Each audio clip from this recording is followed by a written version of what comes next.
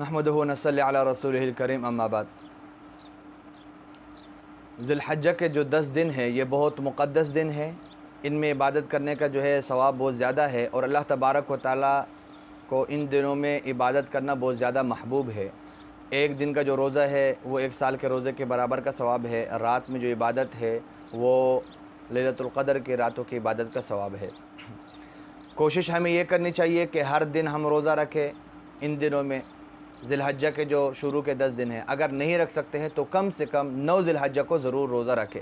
इसकी बहुत ज़्यादा फ़जीलत आई है। अल्लाह के रसूल सल्लल्लाहु अलैहि वसल्लम फ़रमाते हैं, जो यौम अरफ़ा यानी 9 ज़िलहज्जा को रोज़ा रखता है तो मुझे उम्मीद है अल्लाह तबारक व तआला से कि उसके गुज़श्ता 1 साल के गुनाह और पिछले 1 साल के गुनाह जो है अल्लाह तबारक व तआला जो है वो माफ़ फरमा देंगे।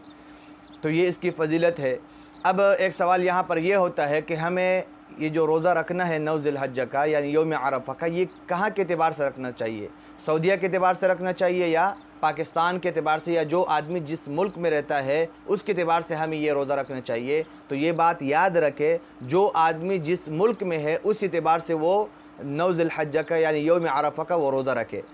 इसकी वजह यह है कि लोगों को गलतफ़हमी हो जाती है। वो कहते हैं कि देखो यौम अरफ़ा को यौम अरफ़ा इसलिए कहते हैं कि हुज्जाज किराम वो मैदान अरफ़ात में जमा होते हैं, तो लिहाजा हुज्जाज किराम मैदान अरफ़ात में दूसरे मुल्कों के एतबार से एक दिन पहले जमा होते हैं। लिहाजा हमें ये रोज़ा भी दूसरे मुल्कों में, मिसाल पाकिस्तान वगैरह में, उनके एतबार से रखना चाहिए, तब हमें ये फ़जीलत मिलेगी। तो ये बात याद रखें सबसे पहले कि इस दिन को यानी 9 ज़िलहज्जा को जो यौम अरफ़ा कहा जाता है, ये सिर्फ़ ख़ास इस वजह से नहीं कहा जाता है। फ़ुक़हाए किराम ने इस दिन के यानी 9 ज़िलहज्जा को यौम अरफ़ा कहने के 3 वजूहात ज़िक्र किए हैं। सबसे पहली वजह इसकी ये है कि सैयदना इब्राहीम अलैहिस्सलातु वस्सलाम ने 8 ज़िलहज्जा को अपने बेटे के ज़बह होने का जो है ख्वाब देखा, तो उनको कुछ तरद्दुद और शक हुआ। 9 ज़िलहज्जा को दोबारा उन्होंने ख्वाब देखा तो उनको यकीन और मारिफत हासिल हुआ कि ये ख्वाब अल्लाह तबारक व तआला की तरफ से है। तो इस वजह से 9 ज़िलहज्जा को यौम अरफ़ा कहा जाता है। एक वजह इसकी ये भी है। दूसरी वजह यह है कि सैयदना इब्राहीम अलैहिस्सलातु वस्सलाम ने दुआ मांगी कि हमारे परवरदिगार व अरिना मनासिकना, हमें हज के अहकामात सिखला दीजिए। अल्लाह तबारक व तआला ने वो अहकामात जिब्रील के वास्ते से सिखलाए, तो वो 9 ज़िलहज्जा को अहकामात सिखलाए। तो अहकामात की मारिफत इब्राहीम अलैहिस्सलातु वस्सलाम को 9 ज़िलहज्जा को हुई।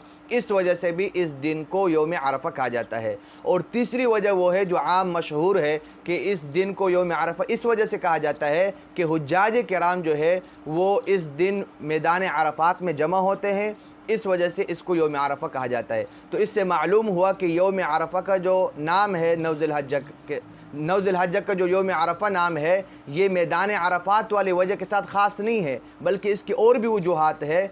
तो लिहाजा जो आदमी जिस मुल्क में है और इसी वजह से इसको यौम अरफ़ा कहा जाता है, तो जो आदमी जिस मुल्क में है, जिस जगह है, वो उस एतबार से 9 ज़िलहज्जा को रोज़ा रखेगा। वो उसी के लिए क्या होगा, यौम अरफ़ा का रोज़ा शुमार होगा और उसको वो फ़जीलत जो हदीस में आई है वो उसको हासिल हो जाएगी। अल्लाह तबारक व तआला हमें दीन को समझने की और उस पर अमल करने की तौफ़ीक़ अता फ़रमाए।